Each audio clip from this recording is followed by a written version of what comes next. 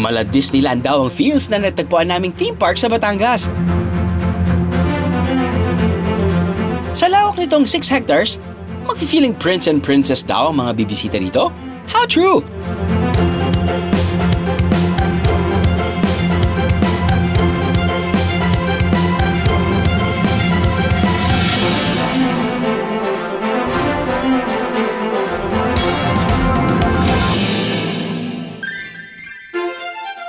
Kakabukas lang nitong buwan ang malakaharian na pasyalan na ito.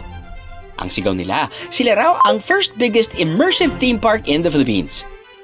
Makikita rito ang naglalakihang kastilyo na gaya ng mga nasa children's books at pelikula. May bonus pang overlooking view ng Taal Lake mula rito. Hear ye, hear ye! Nag-imbita ang kaharian ng mga prinsesa from far, far away. Kaya naman ang Castle Princess na ito, Gina agad.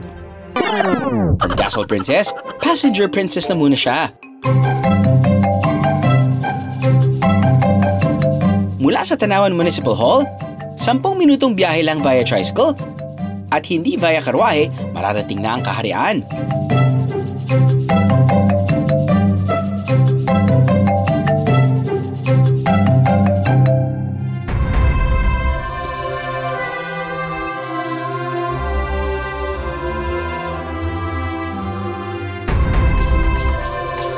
Pagdating sa entrance fee, wala munang princess treatment dito ha. 1,500 pesos ang entrance fee. May 2 kaharian sa loob ng theme park. Kada castle ay may iba't ibang attractions sa loob na pwedeng ma-experience. Ika nga, when the cat is away, the mice will play. At dahil wala naman si Evil Stepmom, humayo ka muna at mag-enjoy, Castle Princess! Ay! Mga kaahap, dito raw muna tayo sa Castle Studio. Tara!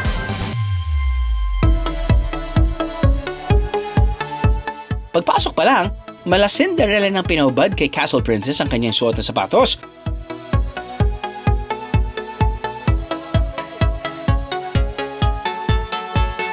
What?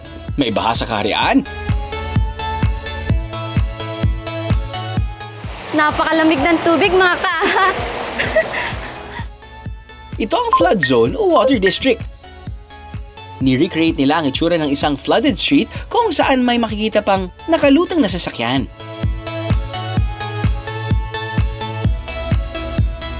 So far, na-enjoy ko siya dahil sa sobrang init ng panahon. Dito sa loob ay napakalamig. Sa pag-iikot sa iba pang attractions sa Studio Castle, hindi na kailangan magsapatos at magsusuot lang ng medyas.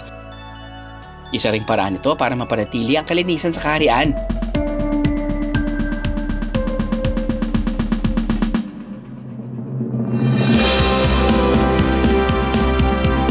Ito naman ang Infinity LED Room. May iba't ibang optical illusion dito na gumagamit ng iba-ibang kulay at pattern. Kung minsan, nalilin lang tayo sa nakikita ng ating mga mata.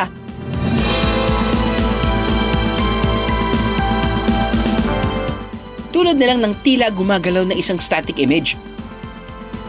Medyo nakakalito ang daan dito sa optical illusion.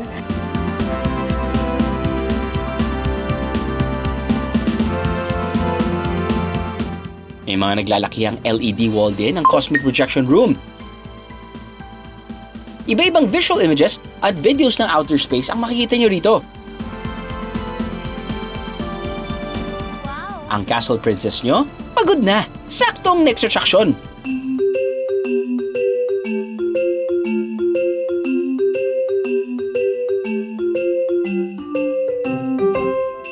May view din dito ng Castle Pop na pupuntahan natin mamaya. Ang huling attraction dito, next level kagubatan ng atake, isang tropical rainforest. Oh, para naman tayo ngayon nasa jungle, mga kaaha.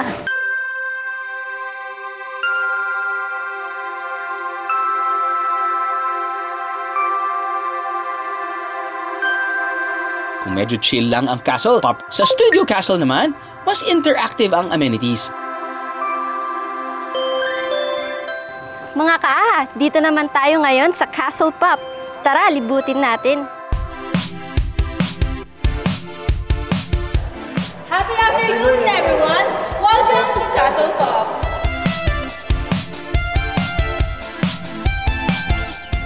kanilang J-Theater. Pwedeng manood ng animated short film.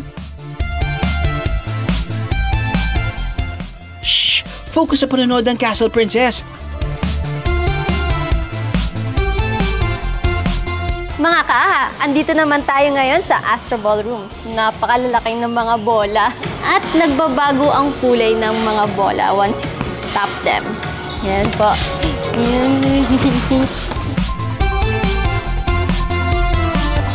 Nakaka-relax na medyo ma-action bang hanap nyo?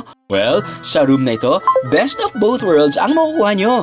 Welcome to Chill! You can ride a carousel! Kung chill ride lang, pwedeng sumakay sa kanilang carousel.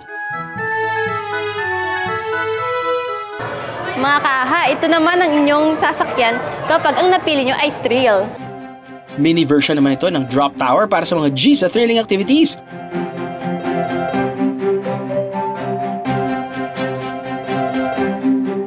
Ilabas ang naitatagong dance move sa kanilang disco room.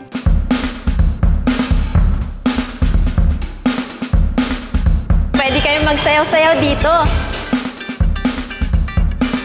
May slide din dito papunta sa last attraction ng castle. Pop, slide away, princess! And last but definitely one of the most fun attractions, ang giant rubber ducky room. Umaabot ng 35,000 rubber balls and rubber duckies ang inilagay nila dito.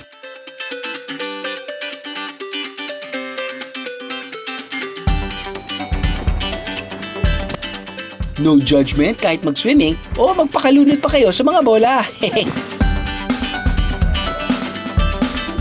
Overall naman, it's nice kasi as a family, whole family, nag-enjoy naman kami and nahi-heal yung inner child namin. It's highly recommended. Favorite part po namin sa loob, yung rubber ducky. Kasi talagang nag-enjoy yung mga bata mag-swimming po dun sa may balls nila. Nakakawala siya ng problema. Hindi na kailangan lumayo para magkaroon ng mala Disneyland feels. Kung minsan, abot kamay naman pala ang isang happy place for everybody. Aha!